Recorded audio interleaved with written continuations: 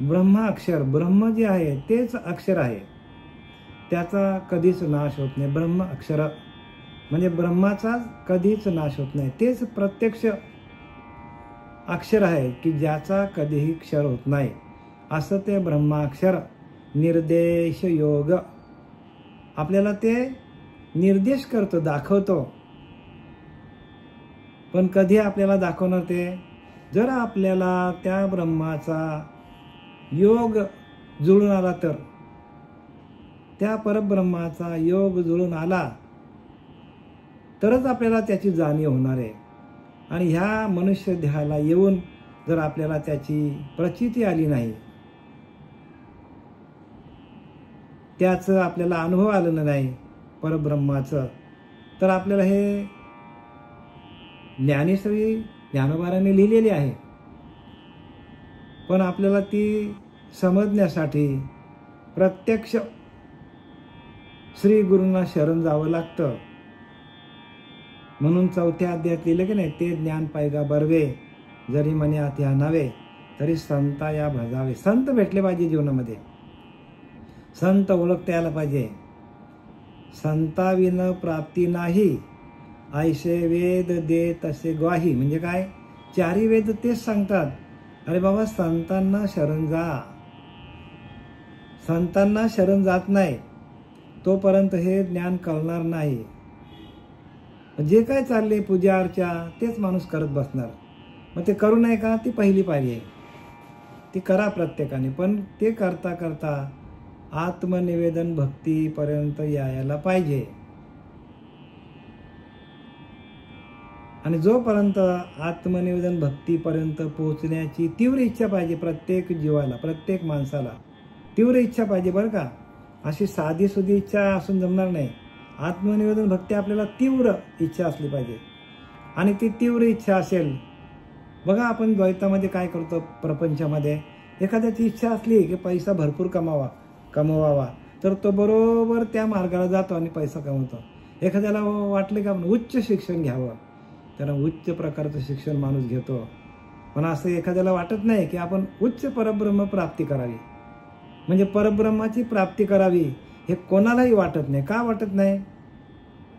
आहे आपल्या जवळच, त्याच्यावरतीच आपण सगळं काय करतो, प्रपंच करतो, संसार करतो, विषय भोगतो. सगळं आपण त्या सत्तेवर भोगतो, पण त्या सत्तेचीच आपण ओळख घेत नाही. त्या सत्तेची किंमत आपण करत नाही. आणि म्हणून आल्या समान गेल्या समान, अंतरीचा अंतरात्मा कचऱ्या समान. हो, कचरा आहे का तो? तोच सगळं करून घेतो, पण त्यालाच माणूस किंमत देत नाही. त्याच्या सत्तेवर आपण सगळं करत असतो आणि त्याची सत्ता हळूहळू कमी होत जाते आपल्या शरीरातली. जसं आपल्या शरीरातला चैतन्य कमी होत जातो तसं आपल्याला कळायला लागतं की अरे बापरे, ते परमतत्व आपल्यामध्येच आहे. आणि त्याच सत्तेवर आपण आत्तापर्यंत जे काही संसार थाटला, जे काही नाशिवंत आपण कमवलं, नाशिवंत आपण जमवलं,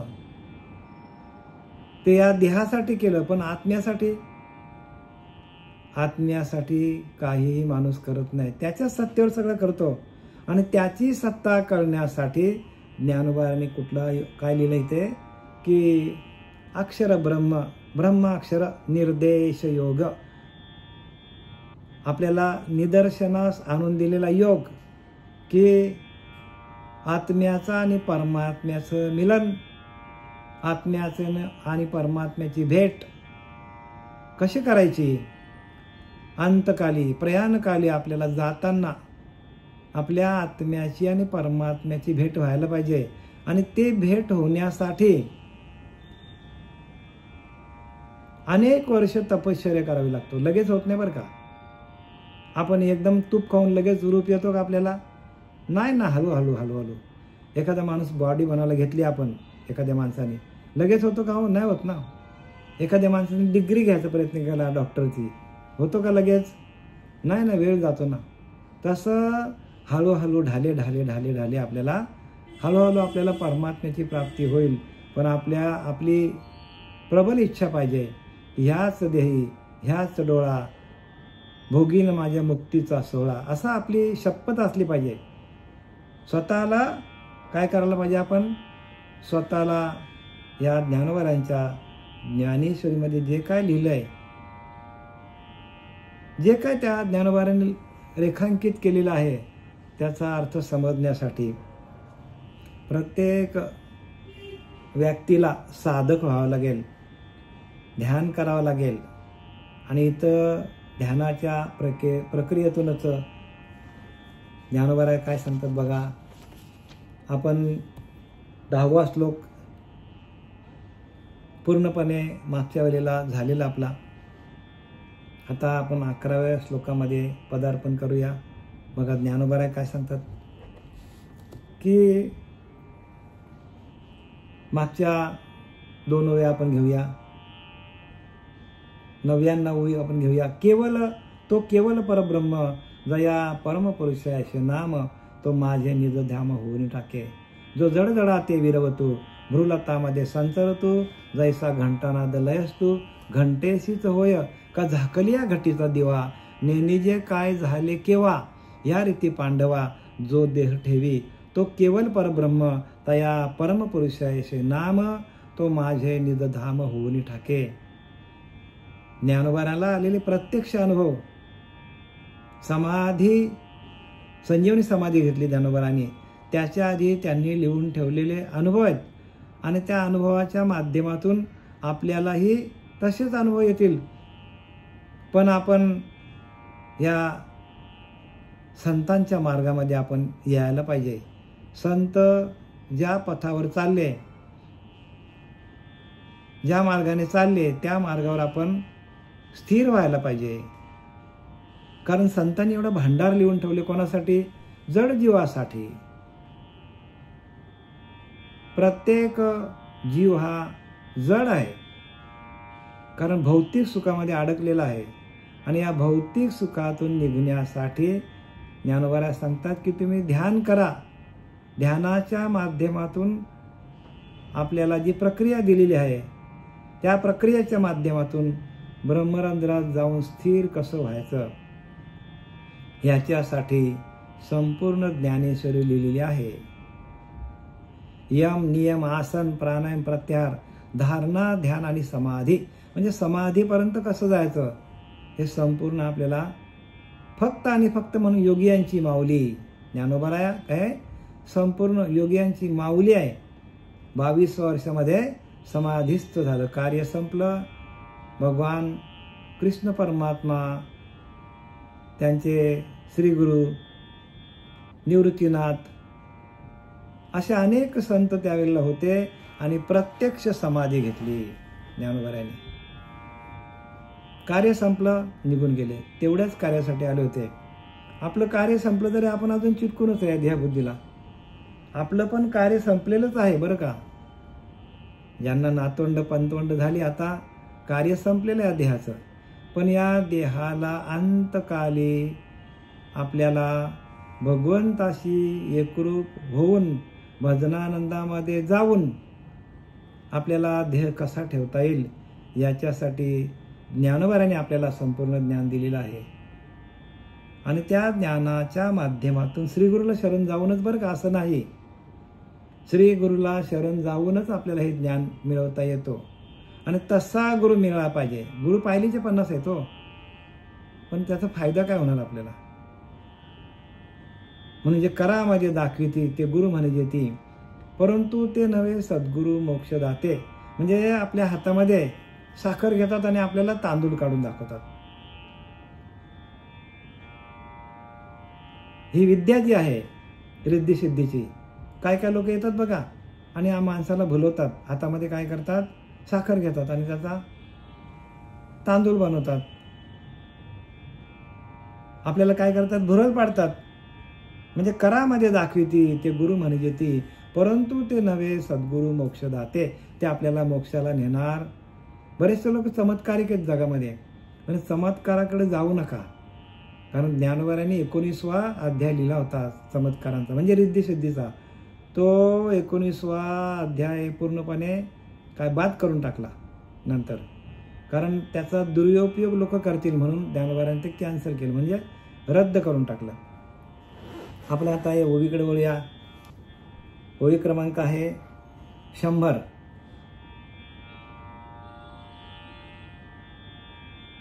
सकळा जाणनेया जे लानी, तिये जाणीवेची जे खानी, तया ज्ञानाय तया ज्ञानी यांची ये आयनी, जया ते अक्षर म्हणिपे. काय सांगतात ज्ञानोबा? सकळा जाणनेया जे लानी, म्हणजे ज्ञान म्हणजे सर्व ज्ञानांचा शेवट व सगळ्या खाणी ज्ञानाची खाण. काय सांगितलंय? जे ज्ञान म्हणजे सर्व ज्ञानांचा शेवट, हे सगळ्यात अंतकाली, प्रयाणकाली म्हणजे काय? अंतकाली आपल्याला त्या भजनानंदामध्ये जाऊन प्रत्येक साधकाला देह कसा ठेवता येईल, देह कसा ठेवायचा तो सांगितलंय नाही का? झाकली या घटीचा दिवा, म्हणजे आम्ही तुम्हाला सांगितलं की दिवा एकदा झाकला की तो कसा विझतो हे माहिती पडत नाही. तशी आपली आत्मज्योत आपल्याला बाजूला बसलेल्या माणसाला पण माहीत पडतं कामा नये की आपली आत्मज्योत निघून गेली. एवढी सहज आपल्याला सहज देह ठेवता यायला पाहिजे. नाही तर माणूस काय करतो? तडफडून तडफडून, तंगड्या खोदून ह्या डॉक्टरकडे जा, त्या डॉक्टरकडे जा, अनेक प्रकारच्या गोळ्या इंजेक्शन घेऊन माणूस काय करतो? स्वतःचा जीव वाचवत असतो. पण ज्या वेळेला संतांचं कार्य संपतो, ज्या कार्यासाठी ते आलेत ते कार्य संपलं की ते स्वतःच देह ठेवतात.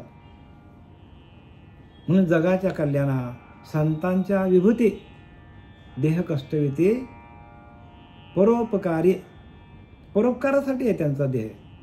आणि असे परोपकारी ज्ञानोबाराया, आपले पांडुरंग देवकर बाबा, सच्चिदानंद सद्गुरू श्रीपाद बाबा, रामदास बाबा, हे सगळे संत आहेत बरं का.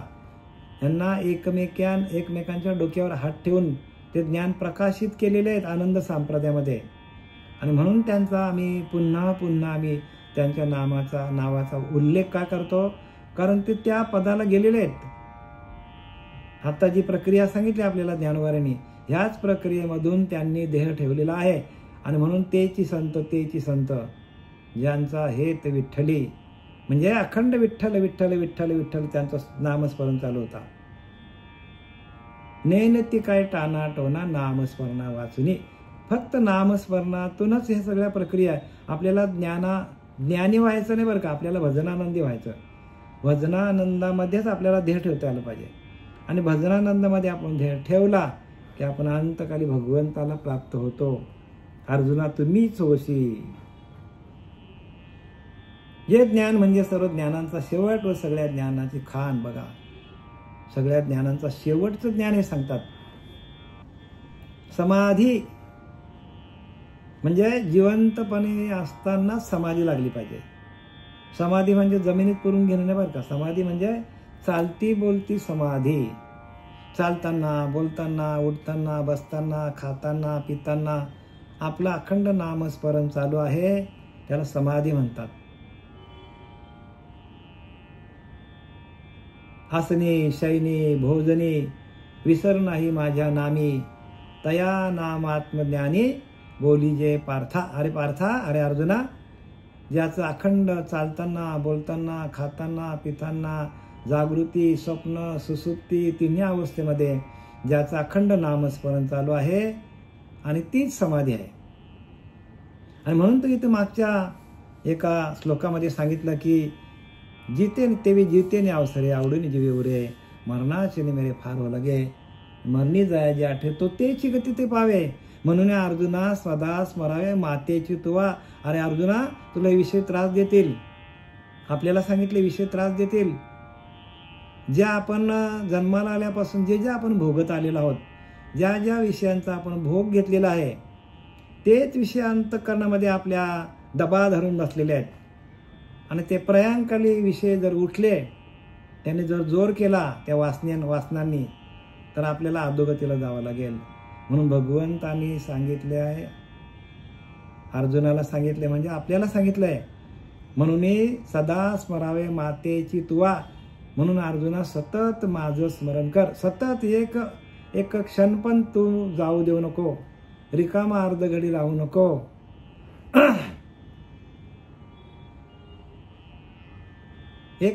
एक पल पण अर्जुना उभा राहू नको, असा निवांत राहू नको.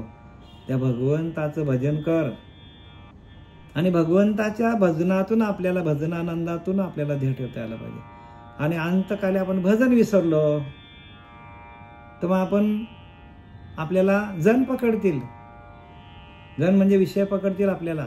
आणि आपण जर आपल्या पिंडामध्ये अंतकाली अंतिमती तैशी प्राण्या जानगती या लागी कृष्ण चित्ती अखंड असावा. काय सांगतात? अखंड भगवंताचं स्मरण व्हायला पाहिजे. या लागी कृष्ण चित्ती अखंड असावा. कितीतरी उदाहरणं दिली त्याच्यामध्ये. येण्याची अभ्यासासी योगू चित्ताशी करी सांगू. बघा, चित्ताला चांगलं कर म्हणजे भगवंताच्या नामस्मरणामध्ये अडकव. अगा उपाय बले पंगू पहाड ठाकी. पांगळा माणूस आहे, द्वैतातला पांगळा माणूस आहे. पण तो पांगळा माणूस पण जर त्याने जिद्द पकडली तर तो डोंगर चढून जातो. डोंगर चढून जातो बरं का. पांगळा आहे तो, चालता येत ना त्याला. तसं आपण सगळे पांगळेच आहोत का? आपल्याला आत्मज्ञान नाहीये. आपल्याला आत्मज्ञान, आपल्याच आत्म्याचं आपल्याला ज्ञान नाही. जगातलं ज्ञान. आता आम्ही भरपूर ठिकाणी प्रवचन कीर्तन ऐकायला जातो. लोक काय काय गोष्टी सांगतात. राजाच्या काय, राजाच्या 2 राण्या होत्या, 8 नगर होते, तेथे एक राजा होता, त्याला 2 बायका होत्या. काय काय चोरांच्या गोष्टी काय काय सांगतात. पण आत्मज्ञान कोणीही सांगत नाही. का? की ज्याच्यापासून आपली सुटका आहे असं कोणी सांगत नाही. ज्याच्यामध्ये आपण अडकून जाऊ तो ज्ञान भरपूर आहे जगामध्ये. ज्याच्यामध्ये जीव अडकेल आणि परत परत जन्माला येईल. परत परत जन्माला येणं भगवंताची माया, ही माया ओलांडून जाणं कठीण आहे. म्हणून माया ओलांडण्यासाठी आपल्याला एकच उपाय एक भगवत भक्ती. म्हणजे ती भक्ती कशी करायची? जरी ठाकेना विरक्ती तरी यथानुशक्ती भजन केले पाहिजे. भजन रात्रंदिवस भजन करायला पाहिजे. भजनातूनच सगळं आहे. भजन ज्याच्याकडे नाही त्याने 4 वेद 6 शास्त्र 18 पुराणे जरी वाचली तरी त्याची जन्ममरणाच्या चक्रातून सुटका अजिबात होणार नाही. आणि कुठले शास्त्र वाचले नाही त्याने आणि फक्त भजन केलं बस. देवाला फक्त भजन आवडतं, दुसरं काही आवडत नाही.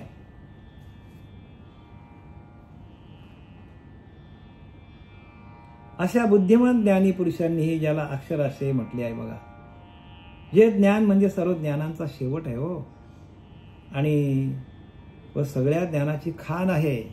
हे ज्ञान आहे अंतकाळी आपल्याला ध्येय कसा ठेवायचा. हे ज्ञान सगळ्या ज्ञानाची खाण आहे. आणि ते काय करतो? बुद्धिमान ज्ञानी पुरुषांनी असा अक्षर असे म्हटले आहे. आणि ह्या ज्ञानाला अक्षर ब्रह्म म्हटले आहे. का अक्षर ब्रह्म? जरी हा देह गेला तरी या देहामध्ये असलेले ते परमतत्व, आतलं परमतत्व बाहेरच्या तत्वाशी एकरूप करायचं. गेले की नाही मागच्या वेळेला? पाय अथार्वी घट बुडाला, उदका बुडाला, आत बाहेर उदका भरला, पाठी दैवगत्या फुटला, तरी उदक काय फुटे. बघा काय सांगतात ज्ञानवऱ्या. पाय अथार्वी घट बुडाला, उदका बुडाला, आत बाहेर उदका भरला. म्हणजे एखादा मटका आहे मातीचा, तो खोल पाण्यात एखाद्या माणसाने असा जोरात बुडवला, त्याच्या आत पण पाणी आणि बाहेर पण पाणी आला, तर तो आतून बाहेरून दोन्ही भरला पाणी आणि जोरात खेचला त्याने, फुटला तो. आतलं पाणी बाहेरच्या पाण्याला मिळालं. आता त्या मटक्याचं काय काम आहे का? मटक्याचं उदाहरण आहे बरं का, हे आपल्या देहाचं उदाहरण आहे. आपल्या देहामध्ये असलेला अंतरीचा अंतरात्मा, आपल्या देहामध्ये असलेले जे आत्मतत्व, हे आत्मतत्व भजन करता करता करता करता बाहेरच्या आत्मतत्वाशी एकरूप झालं. देहबुद्धी विसरून गेलो आणि त्या सूक्ष्माला आपण, सूक्ष्म तत्वाला बाहेरच्या व्यापक तत्वाशी एकरूप केल्यानंतर या देहबुद्धीचं काय काम आहे का आपल्याला? काहीच काम नाही देहाचा. देह जावा अथवा राहो पांडुरंगे दृढ भाव. बघा त्याला सांगितले बरं का, पांडुरंगे दृढ भाव. नाही तर आपण भलतंच काय समजायचा. आतलं तत्व बाहेरच्या तत्वाशी एकरूप होऊन देहाचा विसर पडणं, त्याला काय म्हणतात, त्याला प्रक्रिया म्हणतात. ती प्रक्रिया जमली पाहिजे आपल्याला, आणि ती प्रक्रिया संतांकडे असते. म्हणून संतच देव, संततेची देव निमित्त त्या प्रतिमा. संतच देव आहेत. संतच आपल्याला सांगतात की आपल्याला देह कसा ठेवायचा. आपल्या देहामध्ये असलेले ते परमतत्व, त्या परमतत्वाची आपण एकरूप कसं व्हायचं हे आपल्याला संतच सांगू शकतात. बाकीचे लोक नाही सांगू शकत. जे असंत आहेत ते नाही सांगू शकत. ते फक्त काय सांगतील आपल्याला, चांगले वागा, चांगले राहा, विषयांकडे जाऊ नका, व्यसन करू नका, फॅशन करू नका, जे काय ते सांगतील, उद्योगधंदा करा. पण अंतकाली आपल्याला जो आपल्या नाभीच्या ठिकाणी असलेले भजन, जन्माला आल्यापासून मरेपर्यंत टिकून धरून त्या भजनानंदामध्ये जाऊन हा देह आपल्याला ठेवता यायला पाहिजे. तरच आपल्या देहाचं सार्थक होईल. त्याला म्हणतात देह सार्थकी लाविले तरीच याचे देह परमार्थी लाविले तरीच याचे सार्थक झाले. नाहीतरी व्यर्थची गेले नाना आघादे मृत्यूपंथे. बघा देह परमार्थी लाविले म्हणजे हा देह आहे ना, तो परमार्थी म्हणजे परमार्थ म्हणजे परमतत्वाच्या भजनाशी एकरूप करणं. देह परमार्थी लाविले तरीच याचे सार्थक झाले, तरच याचं सार्थक होईल. म्हणजे भगवंताच्या चिंतनामध्ये लावलं तरच याचं सार्थक होईल. जे आपल्याला ओरिजिनल भजन दिलेलं आहे हरिनामाचं, नाभीच्या ठिकाणी मूलाधार स्वाधिष्ठान हे जे चक्र आहेत, त्या चक्रांवरती अखंड आपण चिंतन विठोबाचं केलं, देह परमार्थी लाविले तरीच याचे सार्थक झाले. तो परमार्थ सांगितले. नाहीतरी व्यर्थचे गेले नाना आघादे मृत्यूपंथी. आघातावर आघात, आघातावर आघात. कुत्रा झाला की मांजर, मांजर झाली की डुक्कर, डुक्कर झाली की घोडा, असं एक एक आघातावर आघात आहे. आणि ते ह्या जीवाला होतात बरं का. जो आपला अंतरेचा अंतरात्मा आहे त्याला हे सगळं भोगावं लागतं नंतर आपल्याला. नाही तरी ते व्यर्थचे गेले. बघा व्यर्थचे गेले. समर्थ रामदास सांगतात नाना आघादे मृत्यूपंथे. आघातावर आघात, मृत्यूपंथे. कुत्रा जन्माला की मेला, परत घोडा जन्माला, परत घोडा जन्माला आला, परत मेला. असे अनेक 84 लक्ष योनीमध्ये जावं लागेल. म्हणून देह परमार्थी लावा, असा लावा ह्या पद्धतीने. जसं ज्ञानोबाराने सांगितलंय भजन कसं करायचं, हे कला आहेत सगळे बरं का. आणि हे गुह्य आहे. हे कोणीही कोणाला सांगू शकत नाही. का? कारण ते प्रगट पाहिजे हो. ज्याच्याकडे प्रगट आहे तोच हे सांगू शकतो. प्रगट गुह्य बोले. प्रगट आहे ना गुह्य आहे, आणि ते बोलता आलं पाहिजे. बाकी जगामध्ये जे काय चालले ते सगळे काय, ते सगळे बाजारू लोक आहेत. बाजारू. आता त्या बाजारू लोकांना आपण काय ना सांगू शकत. कारण ज्याची पुण्याई आली, ज्याच्याकडे पुण्य शिल्लक झालं, पुण्याचा साठा झाला, त्याला हा मार्ग मिळतो.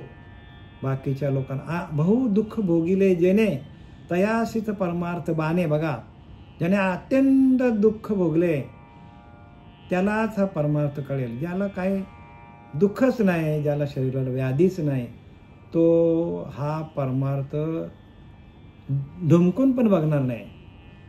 का? त्याला त्याची गरजच नाही. सांगता आम्हाला आम्ही खाऊ पिऊ मस्त मजा करू, असं लोकांचं जीवन आहे.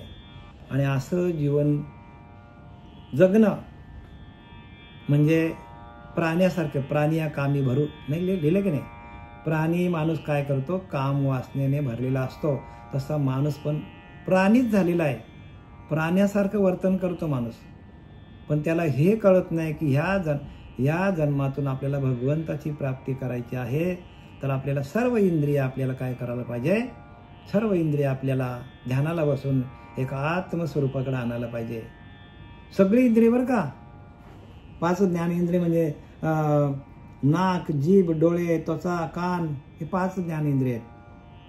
आणि कर्मेंद्रिय म्हणजे काय, तर वाचा, हात, पाय, जनेंद्रिय आणि गुद, हे 5 ज्ञानेंद्रिय, 5 कर्मेंद्रिय, हे आपल्याला ध्यानाला बसल्यानंतर हे सर्व जे काय बाहेर जाणारे आपली नजर आहे, आपली वाचा आहे, आपली वासना आहेत, या इंद्रियांच्या माध्यमातून काय होतात, बाहेर पडतात. डोळ्यातून वासना बाहेर पडते. बघा, माणूस डोळ्यातून वाईट बघतो, कानातून वाईट ऐकतो, तोंडातून वाईट बोलतो, आहे की नाही.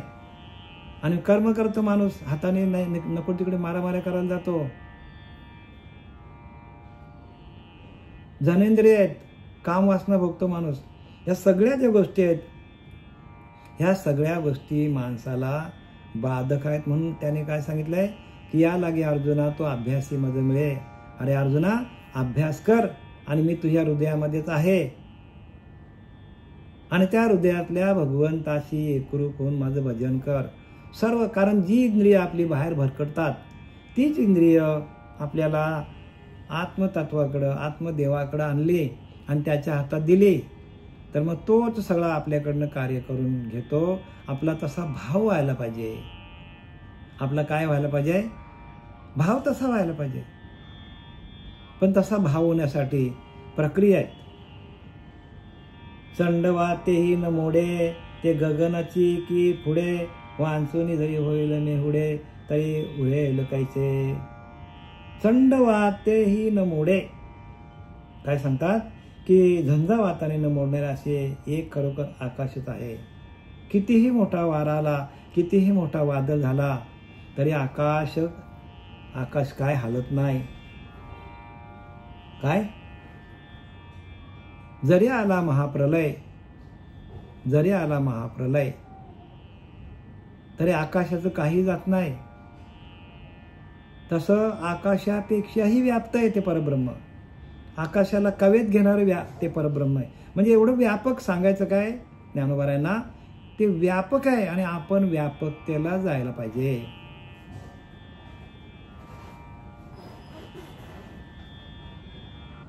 आपण काय करायला पाहिजे, आपला अंतरीचा अंतरात्मा आपण व्यापक करायला पाहिजे. आणि तो व्यापक करण्यासाठी जी इंद्रिय आपली बाहेर धावतात भोगासाठी धावतात की नाही. कोणी डोळ्याने भोग घेतो, कोणी कानाने घेतो, कोणी नाकाने घेतो, कोणी तोंडाने घेतो.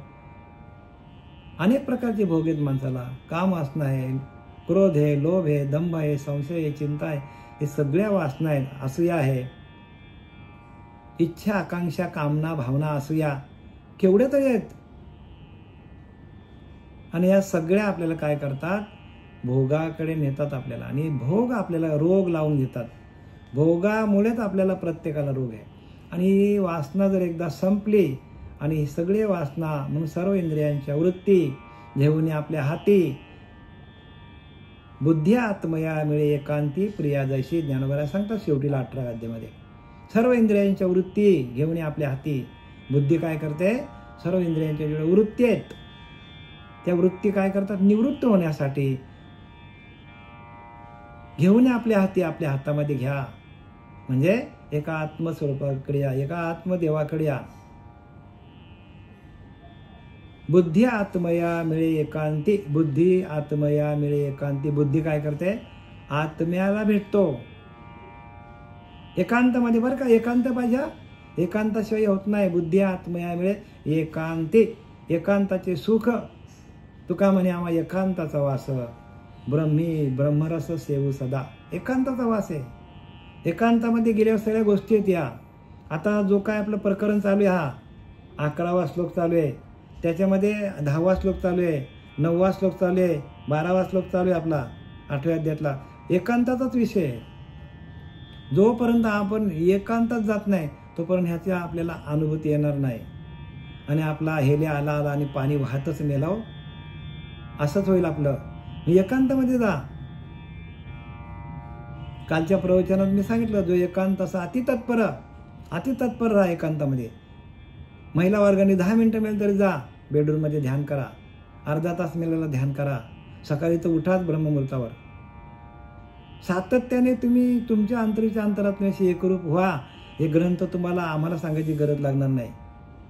आम्ही नेहमीच म्हणतो, तुकोबाराय कोणत्या शाळेत गेलते, ज्ञानोबा कुठल्या शाळेत गेले होते, जनाबाई कुठल्या शाळेत गेली होती. त्या लोकांनी फक्त आणि फक्त काय केलं, श्रीगुरूंची आज्ञा पाळली आणि ध्यान केलं आपल्या अंतरीच्या अंतरात्म्याचं. एकांतासाती तत्पर जो अधिकारी पाठांतर शोधी अर्थांतर ग्रंथ गर्भीचे. ग्रंथामध्ये गर्भित अर्थ आहेत, पण ते आपण ग्रंथाच्या गर्भित अर्थामध्ये कधी जाणार आपण, तर आपल्याला नामाची गर्भधारणा होते. जोपर्यंत नामाची गर्भधारणा होत नाही तोपर्यंत आपल्याला ह्या ग्रंथातला गर्भित अर्थ कळणार नाही. एखादी मुलगी आहे, लग्न झालेलं नाही, ते आपल्याला वेदना सांगू शकते का? बालपणीच्या नाही सांगू शकत.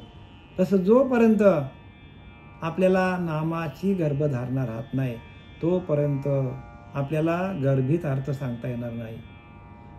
एकदम क्लिअर बरं का, स्पष्ट आहे. अनुभूती सांगतो तुम्हाला. तुकोबाराने पण हे सांगितलंय. तुका म्हणे आम्हा एकांताचा वास ब्रह्मी ब्रह्मरस सेवू सदा. सदा सदोदित ब्रह्मरस आम्ही सेवन करतो. का? एकांतामध्ये झालं पाहिजे.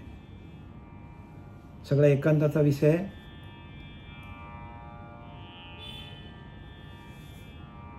झंझावाताने न मोडणारे असे एक खरोखर आकाशच आहे बघा. कितीही मोठा प्रलय आला तरी आकाशाला काय होतो का? किती व्यापक होतं आकाश, तसं परमात्मा व्यापक आहे. आणि आपण एकदा व्यापकतेला गेलो, देहबुद्धी जाई झडे तैच परमात्मा घडे. देहबुद्धी झडून जायला पाहिजे आपली.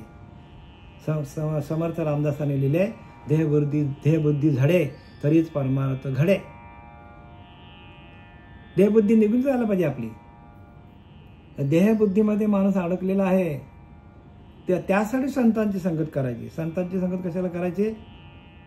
संतांची संगत कशाला करायची? तर देहबुद्धी जाण्यासाठी. आणि जोपर्यंत आपल्याकडं देहभाव आहे तोपर्यंत परमात्म तत्व आपल्याला कळणार नाही. परमात्म तत्व कळण्यासाठी ध्यान, मजबूत ध्यान करावं लागेल आपल्याला. आणि आपल्याला ते काम करताना, उठताना, बसताना, झोपताना सातत्याने आपल्या आतमध्ये असलेल्या त्या दिलेला जो नाम आहे तो सातत्याने आपल्या हृदयामध्ये आपल्याला सातत्याने जपता यायला पाहिजे. आणि जर आपण तसं केलं का हृदयामध्ये आपल्या मिनिटाला 72 ठोके पडतात. एका मिनिटाला 72 ठोके पडतात हृदयामध्ये. तुम्हाला सांगायला नको, माहिती आहे तुम्हाला. मग 72 वेळा नामस्मरण आपला होतो हृदयामध्ये. असं आपलं एका मिनिटाला बरं का, असं 24, असं आपल्याला 1 तासाला किती होतील त्याचं गणित करा. असं 24 तासामध्ये 1,02,000 वेळा आपलं नामस्मरण होतं. किती? 1,02,000. आपल्याला नाम घ्यायची गरज नाही, आपोआपच होतो. फक्त आपण तिथे लक्ष ठेवायचं. हे तो लक्ष्यार्थ अनुभवणे, लक्ष्यांश अनुभवणे. तर वाच्यार्थ काय काम आहे? वाचेचं कामच नाही सांगितलंय. नामस्मरणासाठी वाचेचं काम नाही. समर्थ रामदासाने लिहून ठेवलंय. तुम्हाला ओम श्री गुरु दत्ता तर ओम नमो भगवत घ्यायची गरज नाही सांगितलंय. हे तो लक्ष्यांश अनुभवणे. नाम तुम्हाला दिला तर नामाचा अखंड हृदयामध्ये काय होतो? अखंड नामाचं चिंतन अखंड चालू होतो. नामाचं नाद ब्रह्माने आहे. नाद ब्रह्म आपले चालू होतात आणि हृदयामध्ये आपल्या अखंड चिंतन चालू होतो. मी तुम्हाला सांगितलं, एका मिनिटाला 72 वेळा आपले ठोके पडतात. आणि त्या ठोक्याच्या जर ठेक्यावर आपण जर नामस्मरण केलं तर 24 घंट्यामध्ये 1,02,000 वेळा आपला नामस्मरण होतो.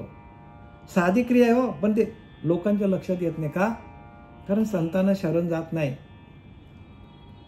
म्हणून संतांची शरण गेल्याविना न कळे नाम. संतांना शरण गेल्याशिवाय संत ओळखा. जर संत ओळखता नाही आले तर आपला जे काय आपलं आयुष्य आहे ते फुकट जाईल. जे काय आपण आयुष्य जगतो ते आतापर्यंत त्याचा काहीही फायदा होणार नाही आपल्याला. आणि शेवटीला आपल्याला काय कुठे जावं आपल्यालाच पता लागणार नाही. त्याच्याशिवाय त्या वाऱ्यापुढे ढग आले असता कसे टिकतील? काय लिहिले? त्यांच्याशिवाय त्या वाऱ्यापुढे ढग आले असता कसे टिकतील हो? वारा आहे आकाशामध्ये आणि ढग आले, थांबतील का ढग? ढग ताबडतोब निघून जातं वाऱ्याच्या बरोबर ढग निघून जातात. तेवी आपण तेवी जाणण्या जे आकळिले, तेवी जाणण्या जे आकळिले, ते जाणीवेतलेपणाची उमानले, मग नेणी वेची तया म्हणितले अक्षर सहजे. त्याचप्रमाणे ज्ञानाला जे समजले ते ज्ञानाच्या मापात आले. म्हणून ज्ञानी माणसाला समजलं तर काय होतं, ज्ञानाच्या मापात येतो. ज्ञानाच्या मापात आले म्हणून क्षर आणि मग जाणण्यास अशक्य आणि सहज अक्षर असे अविनाश असे म्हणतात. म्हणजे ज्ञानाच्या मापात आले ते क्षर आहे आणि ज्ञानाला मापता येणार नाही, जे मोजताच येणार आहे ते अक्षर आहे. बघा आपण जपमाल घेतो आणि काही लोक जपतात. आता ते मोजण्यामध्ये नामस्मरण होत नाही. आपण किती मोजले आणि भगवंत म्हणतो की मी सगळीकडेच आहे, व्यापक आहे. मग आपण ते नामस्मरण मोजलं, त्याचा फायदा काय होणार आहे?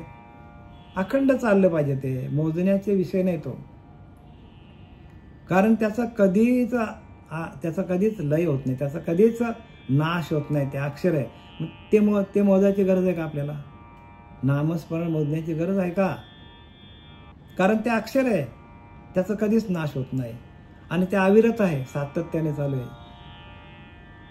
मग जे सातत्याने चालू आहे, जे अविरत आहे, अनादी काळापासून जे आहे, त्या अनादी काळापासून आलेल्या आपल्याकडे नामस्मरण सातत्याने चालू राहिलं तर आपल्याला भगवंताच्या भजनामध्ये जाऊन आपल्याला सहज देह ठेवता येईल.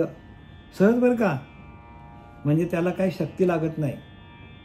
म्हणून सहज बोलणे हितोपदेश.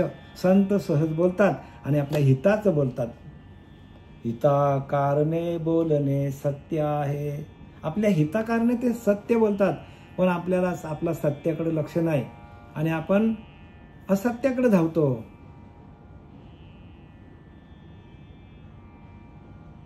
प्रत्येक माणूस सत्याला काय करतो? झुगारून देतो आणि असत्याच्या मार्गाला लवकर धावतो. का? कलियुग आहे. कलियुगामध्ये मनुष्य विषयाधीन झालेला आहे. त्यामुळे त्याला आपली बुद्धी जी आहे ती काय केलेली आहे? त्या कलीने काय केलेली? आपल्या ताब्यात घेतलेली आहे. आणि कली म्हणजे कोण? कली म्हणजे आपल्या विषयामध्ये, आपल्या अंतःकरणामध्ये असलेले विषय बरं का. त्या आपल्याला विषय काय करतात? पण विषय जनित जे सुख तेच आहे परम दुःख. बघा संत रामदास सांगतात, विषय जनित जे सुख आहे, विषयात जे सुख मिळतं तेथंच माणसाला दुःख आहे. विषय जनित जे सुख, विषय तेच आपले यम आहेत. पूर्वी सुखांती दुःख नेमस्त आहे. म्हणजे विषय भोगताना सुख वाटतं, पण त्या विषयांची बिलं आली, त्या विषयांचे भोग आले तर आपल्याला प्रत्येक जीवाला दुःख होतं. हे दुःख असं नाही बरं का. मारिती झोडीती यमाचे किंकर बहुसाल, म्हणजे किती वर्षापर्यंत आपल्याला मारतील याचा कोणीच गणित करू शकत नाही. आणि म्हणून प्रत्येकाने काय करायला पाहिजे? प्रयाणकाली कसं आपल्याला देह ठेवता येईल आणि त्याची तयारी आपण साधक झाल्यापासून सुरुवात करायला पाहिजे. नाहीतर आपल्याला अनेक योनीमध्ये आपल्याला जन्म घ्यावा लागेल आणि 83,999 योनी आहेत आणि तेवढ्या भोगल्यानंतर तेवढं त्यांचं आयुष्य, कुत्र्याचं आयुष्य तेवढं, मांजराचं आयुष्य तेवढं. वडाच्या झाडामध्ये गेलो तर मग 1000 वर्ष आपल्याला तडफडायला लागेल. अशा अनेक योनीमध्ये भटकत मग कधी मनुष्य देह मिळेल? परत मनुष्य देह नाही. आणि म्हणून मनुष्य देहाला येऊन आपण त्या परमात्म्याची आपण दर्शन घेतलं नाही, परमात्म्याला प्राप्त करून घेतलं नाही. आहेच तो प्राप्तच आपल्याकडे. परमात्मा प्रत्येक माणसाकडे प्राप्तच आहे, पण आपला तिथं लक्ष नाही. फक्त आपण श्रीगुरूला शरण जाऊन त्याचं भजन कसं करायचं आणि भजनानंदातून आपण एकरूप कसं व्हायचं आणि भजन करता आपल्याला देह कसा ठेवायचं याच्यासाठी दिलंय की जडजडा ते विरवतू भ्रूलतामध्ये संचरतू. म्हणजे भ्रूलता म्हणजे आपण जिथं आपण गंध लावतो तिथे आपल्याला ध्यान करायला सांगितले. जैसा घंटा नाद लय असतो घंटेशी तो घंटेचा नाद आहे, तो घंटेमध्येच काय होतो, लय पावतो. तसा आपल्या आतमध्ये ते नाद ब्रह्म आहे. त्या नाद ब्रह्माच्या नादामध्ये जाऊन आपल्याला ध्येय ठेवता आलं पाहिजे. झालेली सेवा आपले सच्चिदानंद सद्गुरू पांडुरंग देवेकर बाबा, सच्चिदानंद सद्गुरू श्रीपाद बाबा, सच्चिदानंद सद्गुरू रामदास बाबा, सच्चिदानंद सद्गुरू नारायण बाबा, सच्चिदानंद सद्गुरू नाना बाबा यांच्या चरणी समर्पित करीत आहे. पुंडलिकावर हरी विठ्ठल श्री ज्ञानदेव